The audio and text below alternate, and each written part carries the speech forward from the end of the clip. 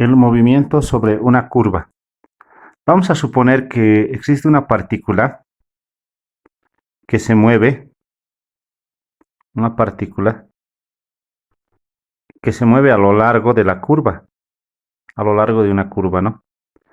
Eh, Esto puede pasar si la función es una función vectorial, como está aquí, una función vectorial. Es decir, aquí lo vamos a colocar, esta t va a ser tiempo, t va a ser tiempo, y r de t es lo que va a calcular el vector posición. O sea, es decir, t es tiempo, entonces r de t va a calcular desplazamiento en el eje x, f de t va a ser, g de t va a estar por desplazamiento en el eje y h de t el desplazamiento en el eje z. Aquí entonces tenemos una curva en el espacio, ¿no? Entonces, yo puedo calcular, por decir, la posición que va a tener esa partícula en el tiempo a, podemos colocar. Y la posición que va a tener la partícula cuando t valga a, justo va a ser este punto que está aquí. Ese va a ser su... Y en realidad, como vector va a ser esto, ¿no? Eso va a ser el vector posición, que va a determinar la posición de la partícula cuando el tiempo sea a. Así, ¿no? Tiempo inicial, podemos decir. Algo así, tiempo inicial. Tiempo 1 segundo, 2 segundos, 3 segundos, 4 segundos. Y la partícula se va moviendo, ¿no? Va pasando el tiempo y la partícula se va moviendo. Entonces, para calcular la posición de la partícula en un tiempo específico, por ejemplo en A, tenemos que evaluar el valor de A en la función vectorial, deberíamos reemplazar. Sabemos que esto se puede también escribir como coordenadas, ¿no? Como coordenadas. Primera, segunda, tercera. Pero además de que podemos calcular la posición de una partícula en cualquier tiempo, también podemos calcular su velocidad y su aceleración en ese tiempo.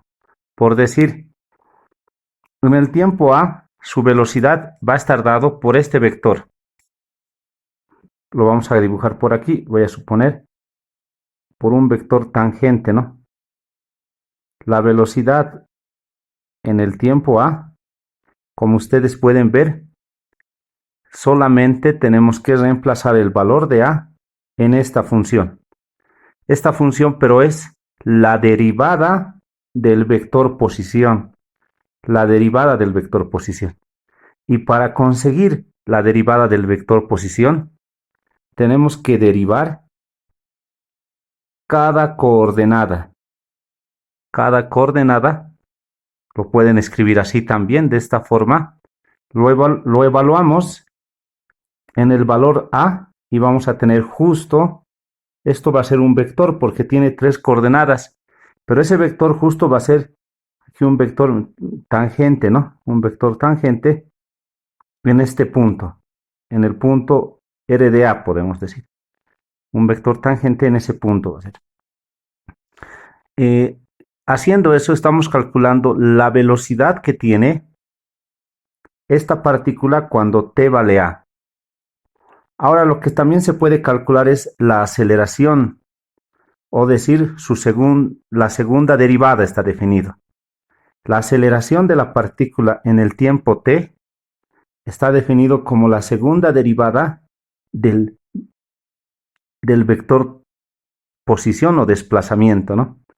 Esto es igual, para conseguir esto, entonces tenemos que volver a derivar cada coordenada aquí. Volvemos a derivar f, vamos a tener su segunda.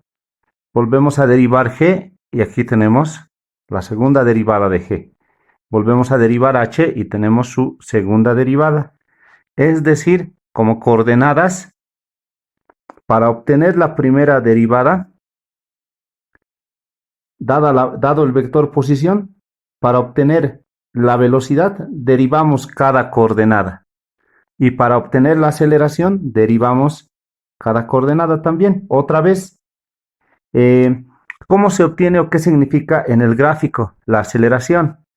La aceleración es un vector que en este caso, eh, así nosotros reemplazando el valor de a en esta función vectorial, lo que vamos a obtener es el vector aceleración, sería el vector aceleración que va a estar así, que va a ser perpendicular al vector velocidad. Este lo voy a llamar, esto va a ser el vector aceleración. Lo puedo colocar en el tiempo a, y esto también es el vector velocidad, ¿no? Va a ser perpendicular al vector velocidad, entonces la aceleración. Entonces, como podemos calcular su velocidad de una partícula en un tiempo determinado, también su aceleración, también por definición podemos calcular la rapidez. La rapidez de esta partícula va a ser la norma del vector velocidad. La norma del vector velocidad. El vector velocidad, recuerden que es este vector y está dado por este vector, ¿no? Donde todas sus coordenadas son y corresponden a la primera derivada. Entonces, la norma del vector velocidad va a estar dado por la rapidez. Pero entonces alguien vamos a decir cómo se saca la norma de este vector. La norma de este vector sería igual a la raíz cuadrada. ¿Raíz cuadrada de quién? Del primer componente elevado al cuadrado, más el segundo componente elevado al cuadrado, más el tercer componente elevado al cuadrado. Recuerden que de esta forma se saca la norma o el tamaño de un vector. Entonces, lo que se está estudiando aquí es el movimiento de una partícula sobre una curva, ¿no?